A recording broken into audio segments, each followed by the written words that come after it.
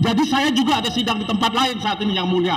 Tolong hargai tergugat 1, 2 sampai 8 supaya kami juga waktunya ada di sini. Karena kami 4 bulan dia hanya Bapak ini perdebatan yang sia-sia. Anda mencak-mencak baru sekali mengatakan waktu Anda terbuang. Kami sudah 11 kali persidangan menanti kedatangan kuasa JKI.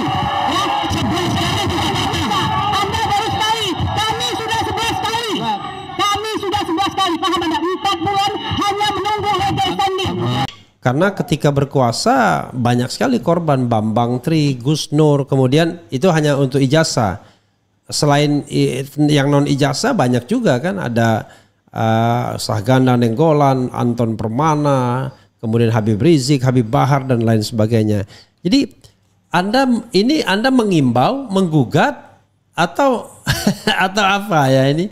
Karena bagaimanapun dari pihak Jokowi kan selalu berpikir, waduh bagaimana balas dendam, sepertinya begitu ya. Bahkan kemarin saya ketemu Kodari ngomongnya begini, yang saya kritik juga akhirnya. Dia bilang, masa orang sudah menghina begitu nggak dihukum. Jadi dia berpikirnya ketika orang berkuasa begitu, bagaimana menghukum rakyat begitu. Silakan. Ya, kalau saya kan melihat begini Pak, kekuasaan itu hakikatnya kan di tangan rakyat. Justru kita perlu menyampaikan ini kepada rakyat, diantaranya melalui podcast pagi ini ya. Kenapa demikian? Karena tidak boleh ada kekuasaan diberikan kepada penguasa kemudian dijalankan secara sewenang-wenang atau abuse of power. Apalagi de jure saudara Joko Widodo itu bukan penguasa lagi. Ngapain Kodari itu ikut bersuara? Halo. Halo. Halo. Ternyata berarti sorry. Ulangi. Ngapain Kodari ikut bersuara? Teruskan. Tadi berhenti situ. Ya, ngapain saudara ikut berkuasa? Kan Jokowi itu bukan berkuasa lagi, tidak berkuasa secara de jure. Jokowi itu kan warga negara biasa. Nah, itu kan dia mengkonfirmasi apa yang disampaikan Kodari, juga sikap Polda yang menindaklanjuti cepat hari ini laporan terhadap klien kami, juga sikap Jokowi sendiri yang seolah-olah masih menjadi penguasa. Itu kan mengkonfirmasi kebenaran isu ada matahari kembar. Dan dengan demikian hari ini kita bisa menegaskan matahari kembar itu bukan isu, faktual terjadi. Bahkan bisa kita katakan kalau istilahnya ya meminjam sistem presiden, sistem negara parlementer ya, seolah-olah Jokowi ini menjadi kepala pemerintahannya, sementara Prabowo Subianto hanya menjadi simbol sebagai kepala negara. Kan nggak boleh seperti itu. Kita ini ya negara dengan sistem presidensial di mana kepala negara sekaligus kepala pemerintahan itu ada pada presiden. Saudara Prabowo itu dipilih langsung bukan oleh MPR, maka tidak ada ruang celah bagi entitas lain selain Prabowo baik mengaku-ngaku secara formal atau melakukan tindakan secara material seolah-olah masih berkuasa. Begitu Bang.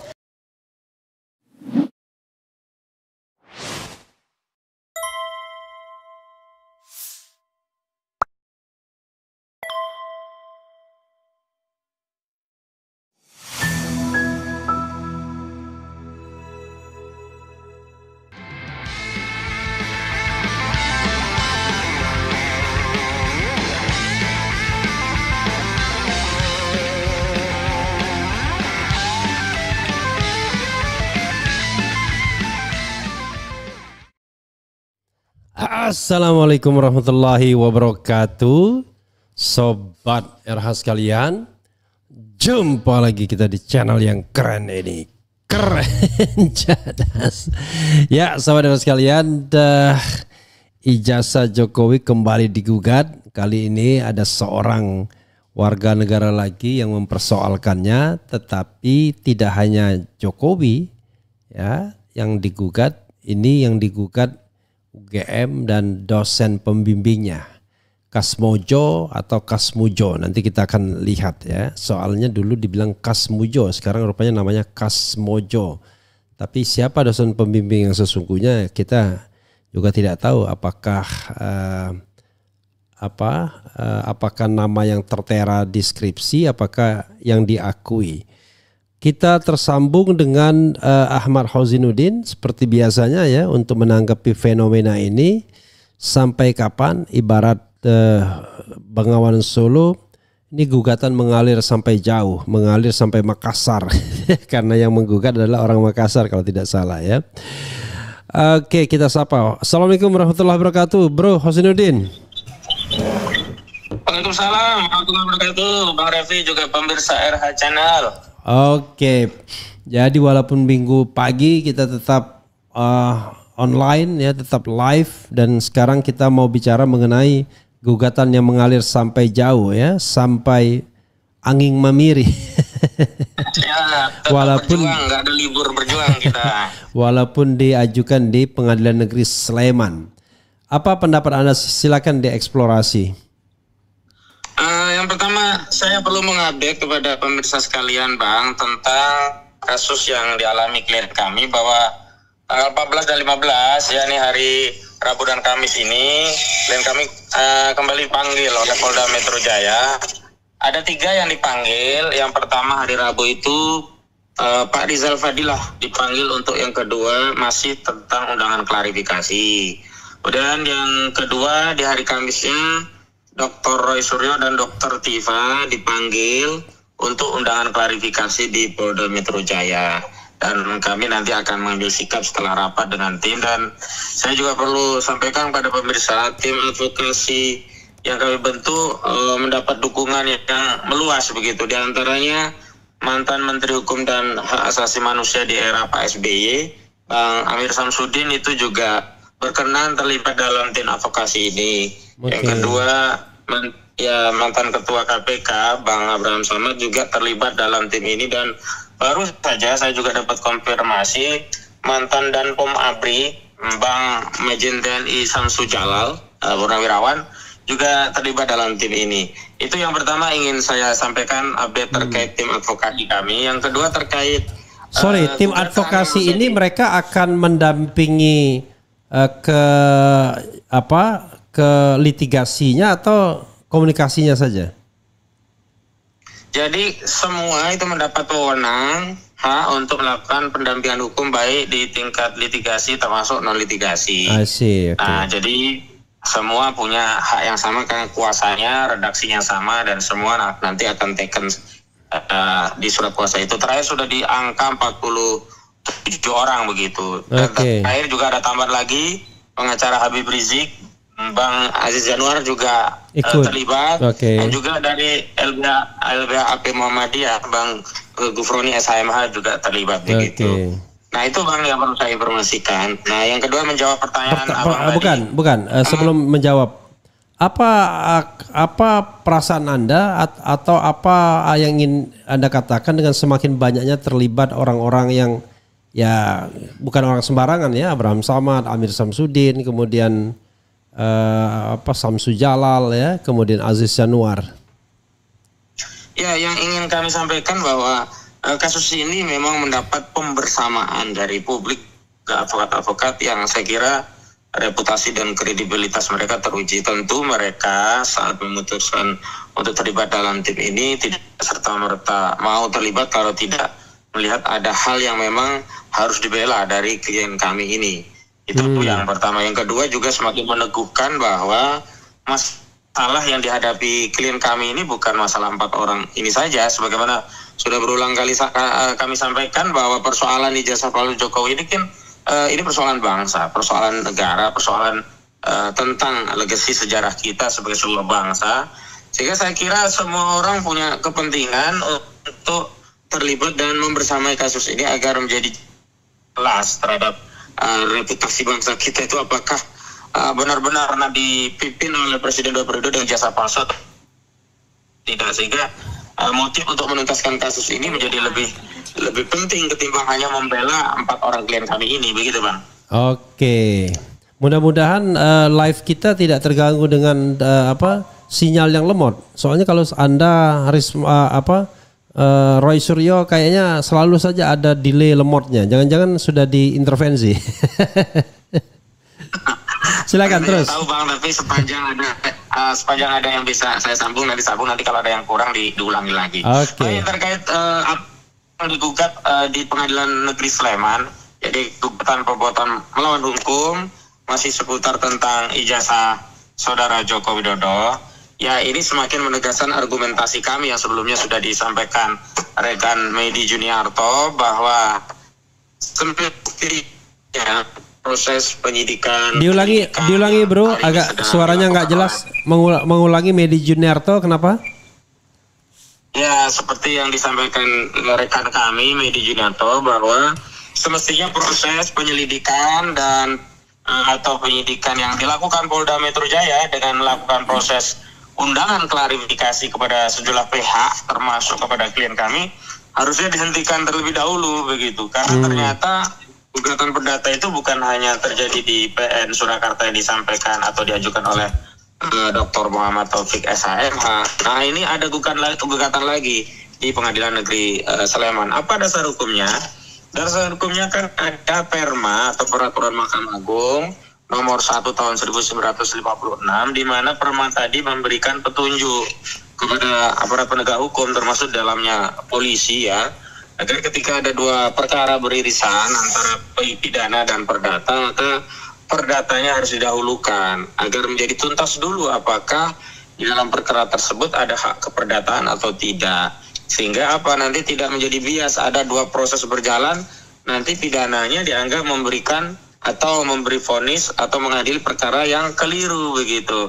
Ilustrasinya sederhana, misalnya ada orang yang dituduh mencuri, sementara ada proses perdata bahwa barang yang dicuri itu masih digugat dianggap miliknya, sehingga kalau ternyata ada hak keperdataan terhadap barang yang dicuri bahwa barang itu miliknya sendiri kan menjadi tidak relevan proses penyidikan di kasus pencurian.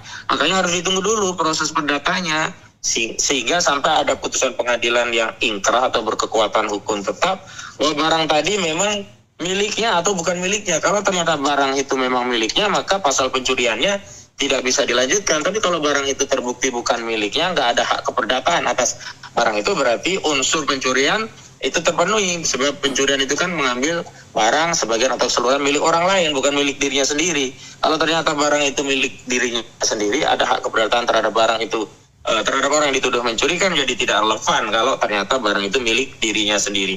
Nah, dalam kasus ijazah palsu ilustrasinya juga sama, Bang. Kan sebelum menyoal klien kami, Dr. Rismon, Roy Suryo, Rizal Fadila, dan Dr. Tifa, sebagai orang yang disebut oleh saudara Joko Widodo merendah-rendahkan dirinya serendah-rendahnya, menghina-hinakan dirinya sehina-hinanya, ya, terkait ijazah palsu tadi karena menyebut ijazah Jokowi palsu, maka harus dibuktikan dulu secara keperdataan apakah benar saudara Jokowi memiliki hak keperdataan terhadap dokumen ijazah tersebut.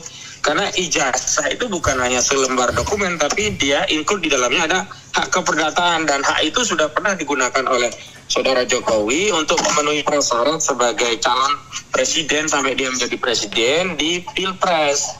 Nah, walaupun proses di Pilpres itu dia diaku punya hak keperdataan, tapi proses di Pilpres itu kan di KPU verifikasinya hanya administrasi, tidak memverifikasi secara substansi. Bahkan proses di KPU itu bisa jadi prosesnya hanya proses politik. Ketika semua partai mencalonkan, kan KPU aneh kalau menolak begitu. Dan terbukti KPU ketika diwawancara tentang pendaftaran saudara Joko Widodo, KPU menyatakan pertama hanya memverifikasi apakah dokumen dari ijazah itu benar-benar kopi yang dilegalisir. Setelah legalisir, dia menanyakan ke UGM apakah benar ini dikeluarkan UGM. Iya, udah selesai. Dia tidak menelisik lebih lanjut apakah dokumen itu benar-benar secara material benar atau ternyata di dalamnya memuat hak keperdataan milik orang lain. Misalnya itu ijazah milik Joko Widodo, tapi Joko Widodo yang dimaksud bukanlah Joko Widodo yang hari ini menjadi mantan presiden, tapi Joko Widodo yang lain. Misalnya begitu, Bang. Nah,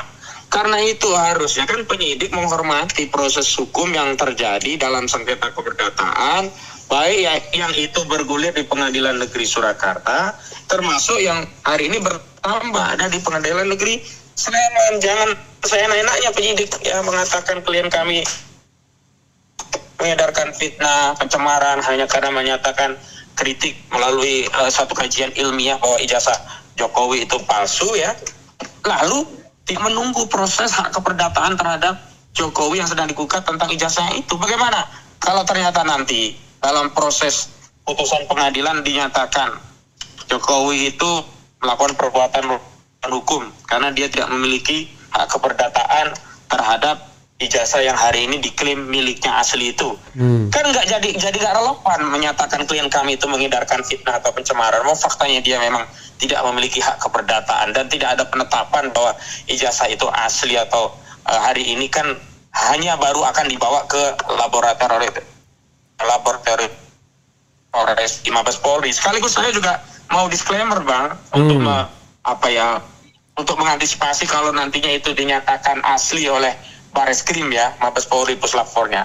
Disclaimer saya itu ada beberapa hal. Yang pertama, kami sudah protes kami ya, mempersoalkan itu hanya dilakukan oleh Bareskrim karena yang kita persoalkan dari Bareskrim, dari Puslap 4 Bareskrim itu bukan terkait teknologi, peralatan, material dan seterusnya, tetapi terkait reputasi. Hari ini Polri itu reputasi dan kredibilitasnya dipersoalkan oleh publik. Banyak kasus-kasus besar yang ternyata tidak ditangani secara profesional. Kasus KM50, Kanjuruhan, Vina Cirebon, Ferdi Sambo, dan yang lainnya. Nah, yang kedua, yang kami persoalkan adalah bahwa kalaupun itu muncul dalam proses lab forensik, tetap saja itu bukanlah suatu pembuktian bahwa ijazah itu menjadi asli. Tidak, itu hanyalah salah satu dari serangkaian proses dalam hukum pidana yang muaranya tetap di pengadilan. Halo? Katakan bahwa ijazah.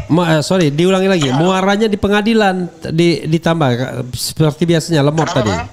Tadi terakhir muaranya di pengadilan, kemudian terputus. Silakan diulangi. Halo, suara saya terkopi ya sekarang ya? Ya, oke. Nah, intinya yang pertama persoalan di Puslap forensik di Bareskrim itu kita mempersoalkan kredibilitas dan reputasi, bukan soal teknologi, peralatan dan seterusnya. Sehingga kami akan mempersoalkan hasilnya apapun. Kalau proses yang kami tidak diberi keadilan, apalagi hasil dari sebuah proses yang sejak awal sudah dipenuhi persoalan masalah kredibilitas dan reputasi. Yang kedua, kalaupun itu nanti muncul hasil tes lab di Bareskrim Mabes Polri, tetap saja itu bukanlah bukti bahwa ijazah itu asli, karena proses yang ada di Bareskrim itu hanyalah salah satu tahapan dari serangkaian proses penyelidikan dan penyidikan perkara pidana yang muaranya tetap harus dibawa ke pengadilan, sehingga kita tidak akan menyatakan bahwa ijazah itu apakah asli atau tidak itu sebelum ada putusan yang inkrah. Jangan sampai nanti hasil Puslap 4 Bareskrim Mabes Polri dijadikan sarana legitimasi terhadap dua hal. Yang pertama, melegitimasi pelaporan di Bareskrim untuk dihentikan karena tidak cukup bukti, karena ijazah itu setelah dicek oleh laboratorium forensik Polri dinyatakan asli. Yang kedua, itu dijadikan legitimasi untuk mengkriminalisasi klien kami, sehingga seolah-olah karena sudah ada hasil lab forensik Mabes Polri, klien kami itu benar-benar dianggap mencemarkan dan fitnah. Karena apa yang disampaikan klien kami berbeda dari apa yang menjadi hasil tes laboratorium forensik Mabes Polri. Jadi kami harus sampaikan itu lebih dulu, karena skenario itu sudah terbaca dengan beberapa indikasi. Misalnya, halo. Halo Bang. Nah, skenario itu sudah terbaca. Diulangi lah, skenario itu sudah terbaca. Beberapa indikasi. Ya. Ya, indikasi yang pertama, Bareskrim Mabes Polri itu sebelumnya tidak pernah melakukan proses tindak lanjut terhadap Dumas yang disampaikan oleh sejumlah pihak di Mabes Polri terkait ijazah palsu Jokowi. Padahal ini sudah diadukan sejak Desember 2024 yang lalu, atau nyaris 6 bulan gitu loh. Tapi begitu ada laporan polisi oleh Jokowi di Polda, buru-buru ini ditindaklanjuti dengan melakukan serangkaian pemeriksaan sejumlah orang untuk melakukan tindak lanjut dari Dumas yang ditingkatkan pada laporan informasi. Yang kedua, lucunya justru barang itu diantarkan oleh Jokowi melalui iparnya dan juga kuasa hukumnya ke Bareskrim. Harusnya kan ini proses penyidikan kan yang punya kepentingan penyidik mendatangi dan bukan menyerahkan ya, menyita dan disita dari pemiliknya langsung. Ada berita acara pemeriksaan, sehingga proses-proses yang tak lazim ini kemudian ya patut kita duga sebagai sarana atau rangkaian narasi meminjam proses penegakan hukum untuk menyelamatkan Jokowi sekaligus mengkriminalisasi klien kami. Begitu Bang. Oke. Jadi ada beberapa skenario ya mengenai puslap 4 ini. Ada yang mengatakan ya sudah silakan saja dilakukan, tetapi berikan juga kesempatan pihak lain untuk melakukan cek atau double check ya.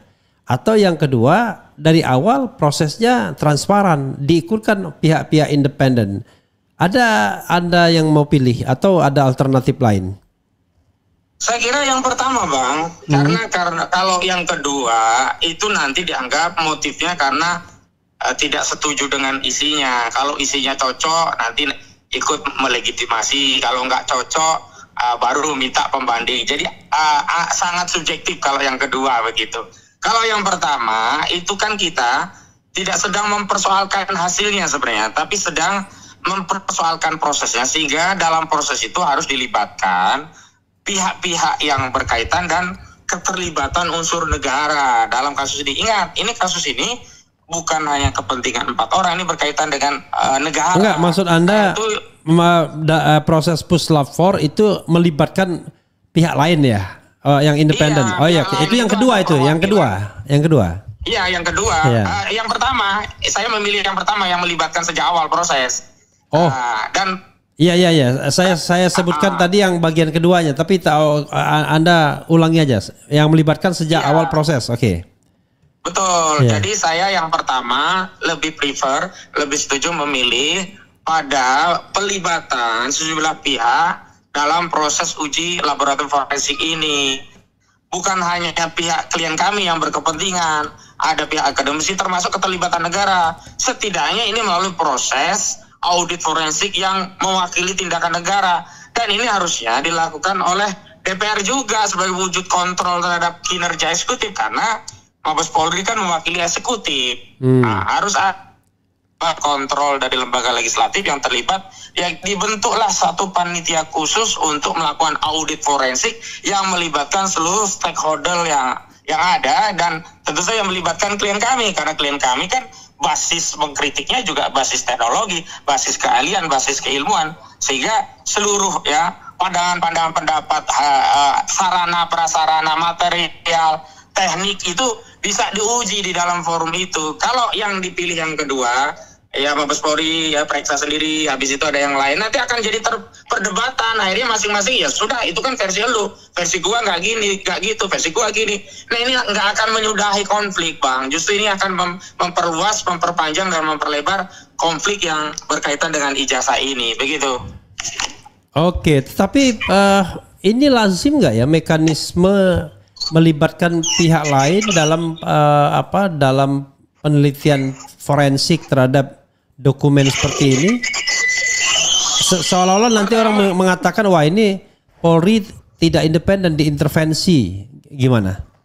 Pertama begini Bang, apa yang dilakukan Mabes Polri itu bukan tindakan pro justisia, bukan dalam kerangka penyelidikan dan penyidikan, tapi hanya menindaklanjuti laporan informasi. Artinya tidak bisa ya narasi Polri tidak independen karena melibatkan banyak pihak. Karena proses yang dilakukan Polri itu sendiri bukanlah proses pro justisia, bukan berangkat dari adanya LP yang kemudian ditindaklanjuti dengan proses penyelidikan.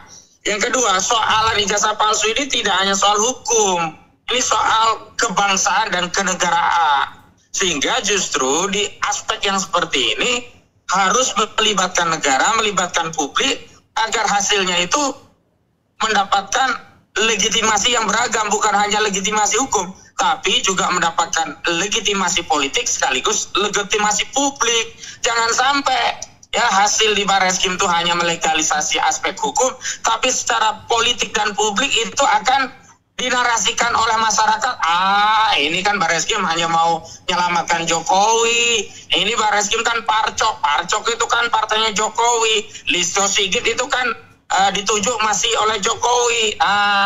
Kan kita tidak mau menyelesaikan masalah, tapi dengan menimbulkan masalah baru yang lebih kompleks. Itu yang kemudian saya dorong pilihan yang pertama itu, Bang. Jadi nggak bisa juga kalau dikatakan itu masyarakat intervensi. Ini masyarakat membantu, negara hadir. Jadi kalau negara hadir jangan dianggap intervensi. Justru negara punya kewajiban untuk hadir dalam konflik-konflik yang ramai di masyarakat. Apalagi ini konflik berkaitan dengan legasi berbangsa. Begitu Bang? Ada sedikit inkonsistensi yang Anda katakan tadi, tapi sebenarnya tidak inkonsistensi. Tapi saya hanya ingin meng-highlight. Tadi Anda mengatakan bahwa sebaiknya proses pidana ini stop dulu. Kemudian kita tunggu hasil gugatan perbuatan melawan hukum di baik PN Solo dan sekarang ada lagi PN Sleman. Jadi mana yang Anda ingin kemukakan sebenarnya? Berhenti semua proses termasuk puslapor. Proses pidana yang saya maksud itu laporan Jokowi di Polda, Bang. Karena itu sudah pro justisia. Oh, kalau yang ya, silakan teruskan. Ya, kalau yang di Barreskrim ini kan baru pendalaman, belum proses pro justisia, masih bisa dilanjutkan secara politik dan publik, negara hadir untuk menyudahi kekisruhan ini tanpa menimbulkan korban rakyat. Nah, kalau di Polda itu kan sudah jelas pro justisia yang ujungnya akan ada tersangka. Ya nggak fair dong. Ada proses perdata yang itu terkait hak keperdataan tentang ijazah Jokowi, tapi proses pro justisia yang ada di Polda dipaksakan. Nah, sementara kalau yang di Barreskrim ini, saya tegaskan walaupun sama-sama polisi, ini tidak masuk kategori pro justisia karena baru dumas, dan itu bisa menjadi sarana untuk menyelesaikan kisruh ijazah palsu ini asal masalah keabsahan ijazah ini bisa terkuak dengan melibatkan banyak pihak agar legitimate secara keseluruhan, bukan hanya legitimasi hukum, juga legitimasi politik dan publik. Dan memang kalau nanti hasilnya yang di Mabes Polri itu ada hasilnya kan berarti berhenti. Nggak ada yang kemudian menjadi korban. Tapi kalau yang di Polda itu jalan udah ada jadi korban, klien kami nanti jadi tersangka, sementara proses yang diperdata belum ada ujungnya. Ini kan nggak fair. Saya tegaskan begini Bang, kami juga tidak berharap atau tidak memaksa hasilnya ijazah Jokowi harus palsu. Enggak, kita serahkan itu pada proses dan mekanisme. Tapi kita kan harus mendapatkan keadilan dari proses ini. Di antara keadilan dari proses ini, manakala prosedur dalam proses penyelidikan dan penyidikan itu taat pada hukum, termasuk dalam hal ini taat pada Perma nomor 1 tahun 1956, di mana jika ada dua perkara pidana perdata beririsan terkait sengketa hak keperdataan, maka harus dibuktikan dulu hak keperdataan, baru kemudian kepidananya lagi pula. Masa iya kita mau menghukum orang tapi status hak keperdataan terkait ijazah itu belum bisa dibuktikan. Lagi pula begini, kalau pidana itu ada giumnya, lebih baik melepaskan 1000 orang bersalah daripada menghukum 1 orang tak bersalah. Kan begitu filosofisnya Bang. Iya, apa yang Anda katakan itu kan sesuatu yang kita pelajari di kampus ya. Tapi kan persoalan yang terlibat dengan Jokowi ini kan so long time dia nggak peduli pelajaran kita di kampus kan. Karena ketika berkuasa banyak sekali korban, Bambang Tri, Gus Nur, kemudian itu hanya untuk ijazah.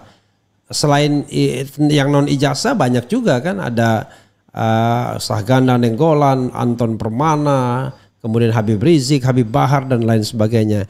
Jadi Anda mengimbau, menggugat atau atau apa ya ini? Karena bagaimanapun dari pihak Jokowi kan selalu berpikir, waduh bagaimana balas dendam, sepertinya begitu ya. Bahkan kemarin saya ketemu Kodari ngomongnya begini, yang saya kritik juga akhirnya.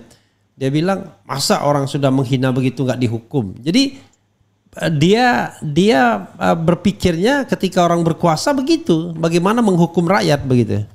Silakan.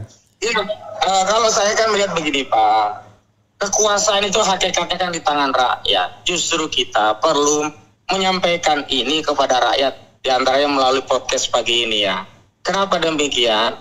Karena tidak boleh ada kekuasaan diberikan kepada penguasa kemudian dijalankan secara sewenang-wenang atau abuse of power. Apalagi de jure saudara Joko Widodo itu bukan penguasa lagi. Ngapain Kodari itu ikut bersuara? Halo. Halo. Halo. Ternyata berarti Oh, sorry. kekuasaan Ulangi. Jokowi itu mati. Ngapain Kodari ikut bersuara?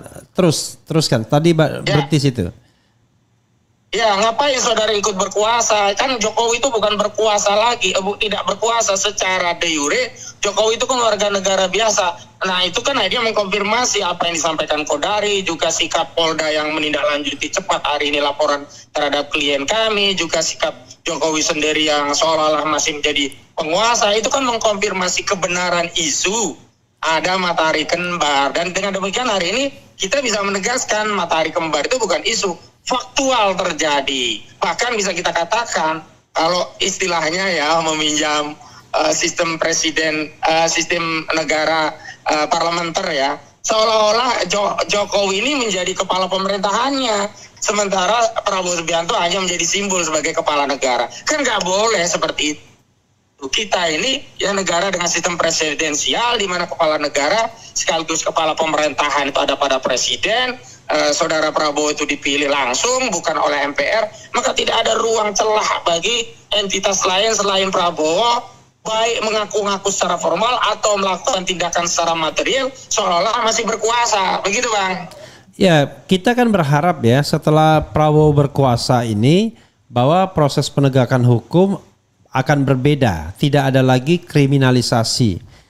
Dan saya selalu mengatakan mudah-mudahan di era Prabowo ini tidak ada orang yang ditangkap, ditahan, dihukum, divonis ya karena berekspresi. Tapi ternyata keyakinan saya agak mulai goyah ketika mahasiswi ITB ditangkap ya, dia membuat meme ya, tiba-tiba ditangkap, lalu tiba-tiba digunakan ITE soal kesusilaan. Padahal itu semata-mata kritik, dan kalau kita bicara kesusilaan, waduh, di internet itu yang ya, gambar orang telanjang aja ada gitu ya. Kemudian kadang-kadang dimuat di medsos-medsos orangnya jelas teridentifikasi. Apa yang ingin Anda dapatkan ya, sampaikan? Ya, sebenarnya kan saya sama seperti Bang Refli pengen saya pribadi khususnya lah ingin punya keyakinan keliru. Apa keyakinan yang keliru itu? Bahwa rezim Prabowo itu adalah kelanjutan rezim Jokowi, sehingga kriminalisasi yang itu menjadi legasi khas kekuasaan saudara Joko Widodo itu juga terjadi di era Prabowo. Saya harap keyakinan itu awalnya keliru, tapi hari ini ya perlahan ya keyakinan itu mulai pudar gitu, dan saya berharap keyakinan itu kembali lagi gitu loh. Dengan apa? Dengan proses hukum terhadap klien kami tidak dilanjutkan ketika Polda segera menghentikan dan menunggu proses yang ada di pengadilan negeri, baik yang ada di pengadilan negeri Surakarta juga yang ada di pengadilan negeri Sleman gitu loh. Tapi apapun yang terjadi kan kita nggak boleh putus asa, Bang. Tetap kita terus berjuang, sampaikan kepada masyarakat, dan harapan itu kan kadangkala terpenuhi pada saat ini, kadangkala menunggu waktu, dan kadangkala memang kita harus memiliki harapannya. Halo,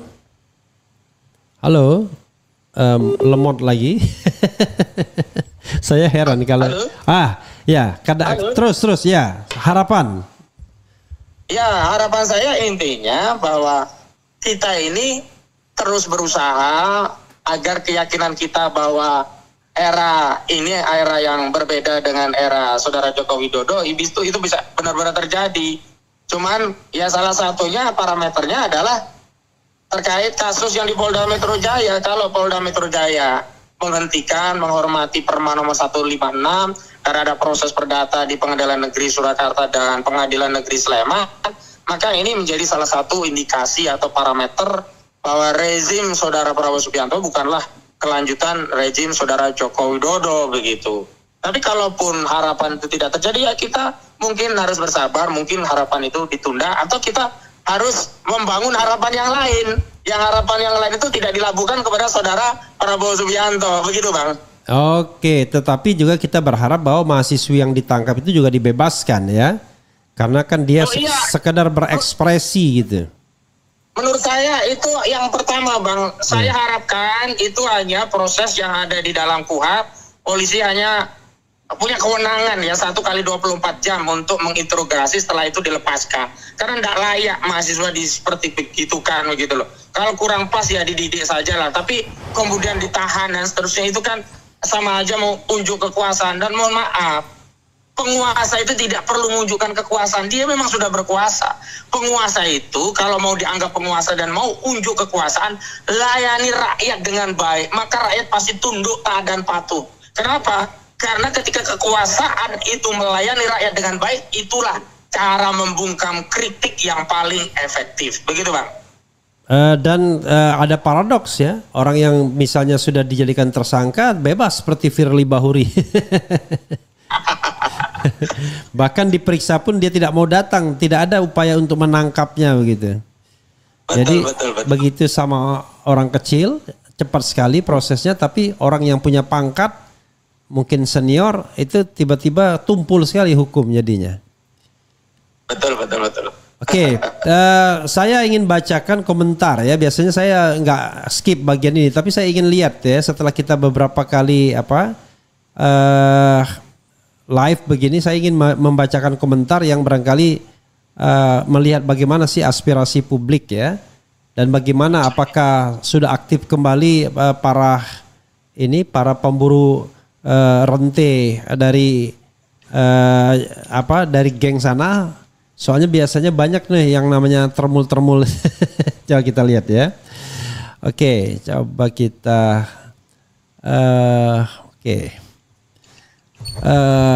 Hermawan, agen Tiongkok, masa investor nikel hanya ngasih bagian 10% zaman Jokowi, bumi air. Oke, beda lagi nih ya. Tapi Pak Presiden, Pak Prabowo, awalnya Anda yang difitnah oleh ternak Jokowi. Pak Bambang Tri dan kita rakyat pendukungmu dari 2014 sampai 2019. Demi membelamu rela berdarah-darah sampai ada yang kejam dipenjarakan. Ya. Kemudian memang betul hukum di negara kita tumpul ke atas dan tajam ke bawah walau kebenaran di depan mata. Kemudian kalau termul itu apa sih? Nggak usah jawab. Semua sudah kebuka. Jangan pakai telepon WA. Oke. Oh, jangan pakai telepon WA. Telepon biasa mungkin ya maksudnya. Oh, mungkin begitu Bang. Coba kita pakai telepon biasa ya. Bagus nggak coba ya? Saya matikan coba. Kita. Oke.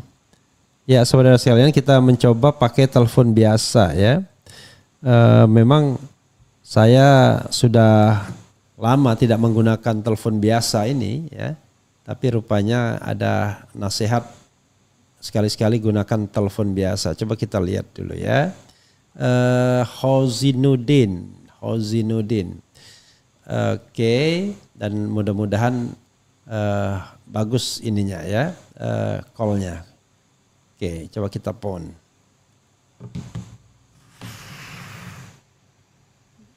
Halo.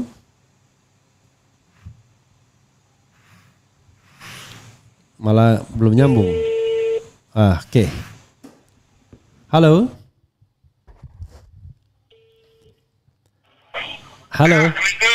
Waalaikumsalam warahmatullahi wabarakatuh. Coba kita pakai telepon biasa ya. Lebih lancar ini Bang.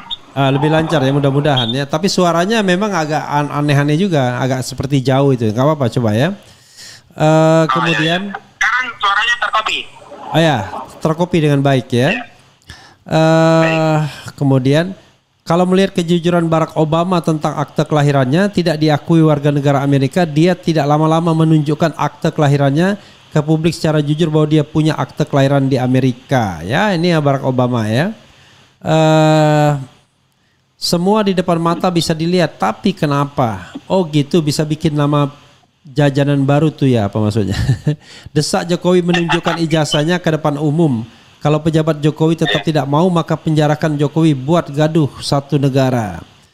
Kirain zaman Al Capone telah datang dalam 10 tahun terakhir, ternyata malah zaman Fir'aun. Maksudnya apa nih?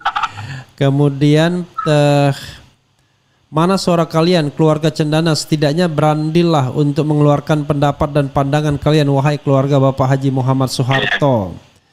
Biang keladinya ijazah palsu Jokowi itu saya yakin Pratikno ikut terlibat, penjilat kelas sampai saat tolong dong ikut diperiksa juga dia. Oke.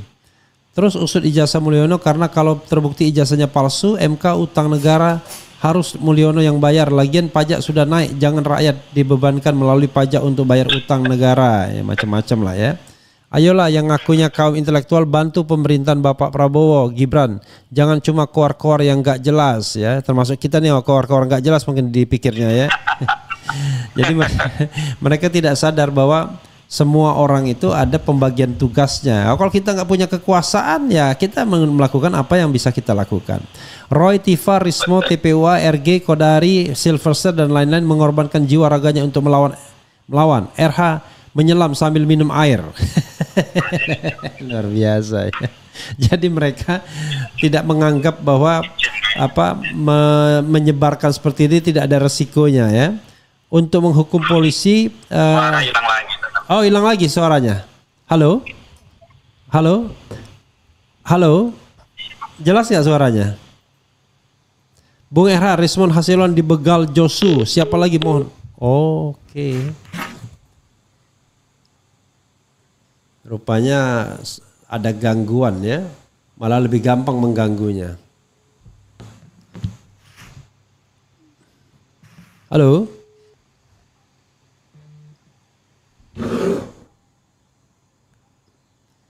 Ya saya juga heran ya, setiap telepon Ahmad Hozinuddin, Roy Suryo ada aja gangguannya. Halo? Halo ya Bang. Iya saya balik lagi ke WA jadi. Iya malah nyaman WA, tadi suaranya kurang jelas juga pakai yang langsung malah. Luar biasa ya, maksudnya lebih gampang mengganggunya ya kalau kalau WA kan beda ya. Oke. Silakan Anda sampaikan ya beberapa aspirasi yang tadi sudah saya bacakan barangkali ditanggapi secara umum dan kemudian closing statement ya. Ya, yang pertama ingin saya sampaikan menanggapi semua komentar yang beragam tadi Bang ya. Kita ini kan bagian dari sebuah bangsa yang punya peran fungsi yang mungkin berbeda. Jadi kalau yang ada di kekuasaan memang fungsi mereka menjalankan kekuasaan. Kami yang bukan berada di lingkaran kekuasaan juga ingin memberikan apa yang ada pada diri kami ini untuk negeri ini. Di antaranya kan mengambil peran mengkritisi, mengontrol. Semestinya kalau fungsi ini sudah dijalankan oleh wakil kita di DPR di Senayan sana, tentu saja kita mau istirahat gitu loh. Kita ini jadi rakyat pengen dilayani gitu loh. Bukan kita menjadi rakyat, bayar pajak, ada masalah, ada hak kita. Kita harus berjuang pula wakil kita yang ongkang kaki. Tapi apapun itu tidak apa-apa. Karena kalau dalam konteks akidah Islam, kami juga berharap akan pahala. Nah di pahala itulah yang kemudian membuat kami termotivasi untuk tetap menjalankan fungsi sebagai rakyat untuk ikut mengontrol kekuasaan terlepas sebenarnya itu tugas DPR.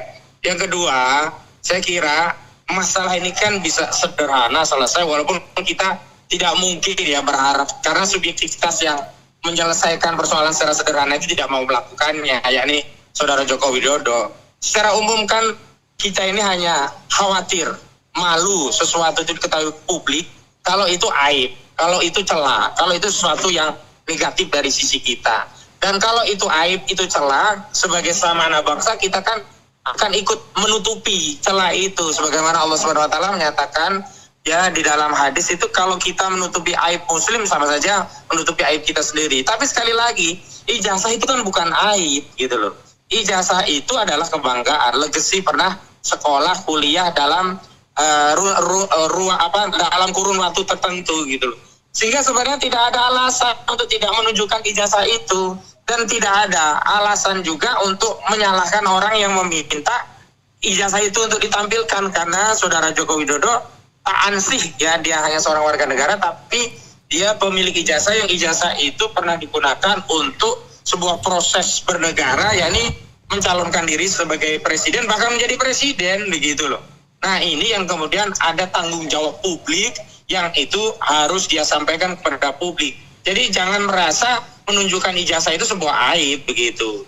Nah yang selanjutnya saya kira ya walaupun ini berbelit-belit, walaupun ini terkesan bertele-tele, mau tidak mau ya harus kita hadapi.